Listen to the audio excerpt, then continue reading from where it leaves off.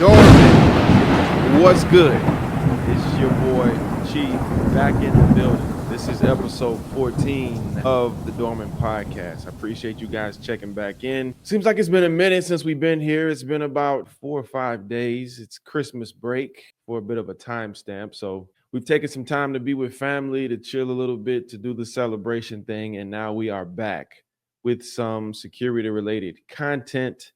Let's see what's going on in the world of security this week. So we'll kind of break down the videos, see what gems we can take from them, see what value they can give us, and discuss them, and we'll go from there. So the first video here is Wally. He's interviewing somebody. Let's see what he has to say. The reason I always stress security is because I understand you got some real niggas from around your neighborhood that might be real with all the dumb shit. But when situations come, they might be looking at somebody as an op or opposition, and that's not even the case. It could be something that could be de-escalated, and that's what the professionals is there for. You know, when I'm talking about security, I'm talking about real live professionals. You got professional, teams out here that will handle your business for you. And you got to understand this, and I try to stress this to a lot of artists. You're not boo-boo from around the way no more. You're a business. You're paying taxes, you're a LLC, you're a business, bro. So you got to carry yourself like that. And I just think a lot of times that money come and motherfuckers just lose their mind. Yeah. And like I always tell people, man, and I tell these cats, because a lot of these cats that do these young cats, I'm not your peer, man. I'm your fucking elder, man. And I'm not trying to be an old nigga that's trying to be a young nigga. That's the problem that we got now. And that's why a lot of these young cats don't respect the older generation. Because motherfuckers trying to relive their second childhood. I'm your elder nephew. So I'm going to sprinkle this game on you properly. I'm not no motherfucking nigga that, that's out here was a nigga getting high, doing some dumb shit. Nigga, I spent 20 years in the penitentiary. That shit was real. That wasn't no motherfucking game. And y'all, so for me to see a young cat running around here that got unbelievable opportunities, you niggas is making more money than Tupac, Biggie, put all of them together. Y'all make more money than them in these bookings y'all be doing in these, like, come on, man. Y'all make a shitload of money. And I'm talking about on a show type money. Take advantage of that shit and don't finesse yourself out of your blessings. I know y'all done seen me talk to different people, but like I told Pooh, free Pooh Shiesty. I told him, man, don't disrespect your blessings. Wallow right there. The reason I always stress hitting some serious game, $1 million worth of game indeed. And what he's saying right there is so true. He made a lot of good points. The first I'll hit on is these artists, entertainers, athletes, whoever you are. And now these days, influencers, you are a business. You have to see yourself as a business. And there's a lot of people who come from different backgrounds. Maybe you come from a street background and you have a street mentality and you bring that into business. And oftentimes you run into issues because this game that you're an entertainer. When you're here, your profession is entertainment. Your profession is to keep putting out music. Your profession is to get better at your craft. It's not to be tough. It's not to bring around your whole crew and take care of it. What you get paid to do is entertain and perform. So hiring professional security, what that looks like, it's not just about having a big body, as we talk about all the time. It's not just about having somebody tough, somebody who can beat people up. It's about protecting the investment that the label has made, that you have made into yourself, all the things you have, fought for and fought out of. Security, hiring a professional security team is the thing that protects that. It's the thing that protects the artist. And that's what Wallo is speaking to. You have to see yourself as more than just what you used to be. You are a business now. There's money behind you now. There are people depending on you. There are managers, dancers, agents, labels, not to mention radio. And a lot of people make money off of entertainers. So you've got to start seeing yourself as a business. Get a professional around you who knows what they're doing, because when you have your friends around you, and a lot of artists, especially early on, they make this mistake, and they have somebody who they've dealt with from wherever they're from, the neighborhood or whatever, who kind of acts as their security. Because oftentimes early on, they don't realize the benefit of having professional security. But what that person who's from the same neighborhood you're from or from the same background as you're from, as he said, they see the same people you see as ops. They see situations and they say, yeah, we can't back down from this situation. And that ego and that pride may get involved in a situation where if you have professionals involved, there is no ego, there is no pride. All a professional is looking to do is protect you the most efficient way possible. And so that is the benefit of having professional security. It is extremely important. So value yourself as an entertainer, as an athlete, as a breadwinner. Appreciate the position that you're in and understand that once it's gone, it is gone. And all it takes is one mistake for it to be gone. And put a security team around you so that they can protect you in a professional way. Man, great points brought up there. Let's look at this next video and see what's going on here. Security these days, bro.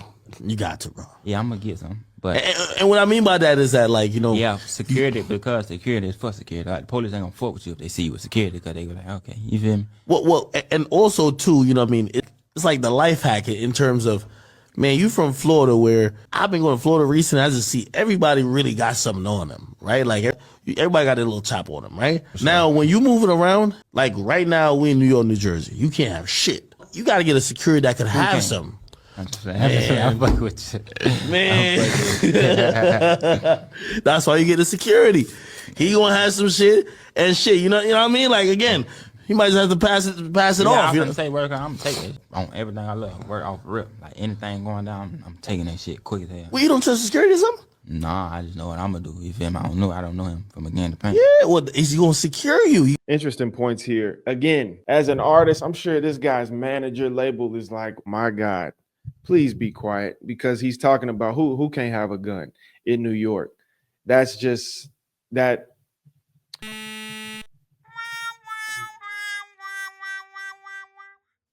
We got to be smart in the way that we even speak about certain things, because somebody could take that right there is enough to say, okay, this guy thinks he's above the law, whatever the case is. He's probably got something on him. We're going to harass him when he goes to the show. We're going to make sure we check his bags. We're going to make sure we give him a hard time. So you got to be careful with that. But a great point brought up here by DJ Akademics. Again, speaking about the importance of security, what security brings to the table, how security can have weapons in places that you as an artist can't have weapons. A lot of times, professional security has certifications where they can carry anywhere. They're able to maneuver in ways, work with law enforcement, even if we have to get a local guy wherever we're going. Professional team is going to have security measures in place to protect that artist no matter where we are. And then when you get on a higher level, security teams, again, the network is extensive. So you can have guys that, whether you're overseas, no matter where you are in the world, there can be a security team and a security plan in place to protect that artist. But yeah, even the artist here made a good point. Security is for security. And basically what he said is that, yeah, when police, law enforcement see you with security, they do treat you differently. A lot of times they just assume things are being handled. They assume you don't have weapons on you and you don't have things you're not supposed to have on you, because you have security with you, and they know the security is there for that. If you're moving around with no security, especially if you're an artist, then yeah, they're going to assume that you've got it on you, because they know you're not moving around with nothing. And so that's a good point there. Security is extremely important. It's something that you have to have if you're going to be moving around. And let's look at this last one today, this last video, and let's see what this guy has here. Bodyguards that do private security for artists, musicians, celebrities. It's like every day you never know when you're going to die. So you put your life on the line every day, because you never know when you're going to die. And your job is to protect this artist. Interesting. Yeah, that was sent to me. Only thing I can say about that, I know this guy, he's a bodybuilder, kind of an influencer guy. But, you know, to his point, guys, when you're in this profession, you're going to be put in situations. The nature of the business is it's dangerous. You are putting your life on the line for someone else. And oftentimes in this business, you can't control fully the actions of the person who you're protecting. So it can be a very dangerous job. It can be a tough job if it's not handled right. I always say that the client determines how safe we can be. And that's just a reality of the job. You can have as many security measures in place. You can have the most solid team, the best guys, the most experience. But if that client decides to do something off the wall, there is nothing that security can do but respond, react, and protect. And that oftentimes is going to put us in a interesting situation that could lead to something bad happening to other people, to us. It's a dangerous job. That's the nature of the job. So that's something you have to know. You have to keep that in mind. If you're going to be in this profession, train, stay dangerous, and even in the way you move, not only training wise, but understanding that there are many pitfalls that come with the security profession. Look at, I think it was Trey Songz security who ended up going to jail in Dubai for putting his hands on somebody protecting his client overseas. There are pitfalls out here, carrying in places you shouldn't be carrying, using excessive force when you shouldn't be using it, having your certifications and all these things in order, the type of guns you can carry. Some places have restrictions on ammo capacity, the type of guns that you can have, the capacity, the type of ammo. And some places you can't have hollow points in these things. So it's like there are a lot of pitfalls when it comes to this profession. So be a student of the game because your life is literally on the line. It's not worth breaking a law and doing it, doing a year in jail, or it's not worth getting involved in a situation because you were unaware. Ignorance of the law, as they say, is no excuse. So if you're going to be in this game, do your due diligence, do your homework, make sure you're good wherever you're at. Because if something happens to you, that client 9 times out of 10 is not going to get involved. It's going to be you with your lawyers and your money. And also, that's why you need to get paid what you're worth when you're working. I understand circumstances are different for different people. Sometimes times are hard. But for the most part, you have to get paid a certain amount because you're putting a lot on the line, not only physically, in the moment putting your life on the line, but also the many pitfalls that we just talked about. They're out here. And so we can't act like they are not. So good point here. Our lives are on the line when we're out here. Make no mistake about it. We're going to end it with 3, 1. Don't be that guy. This is going to be a quick one. This is a little compilation somebody sent me. Pretty funny. We'll end on a funny note. Let's watch this.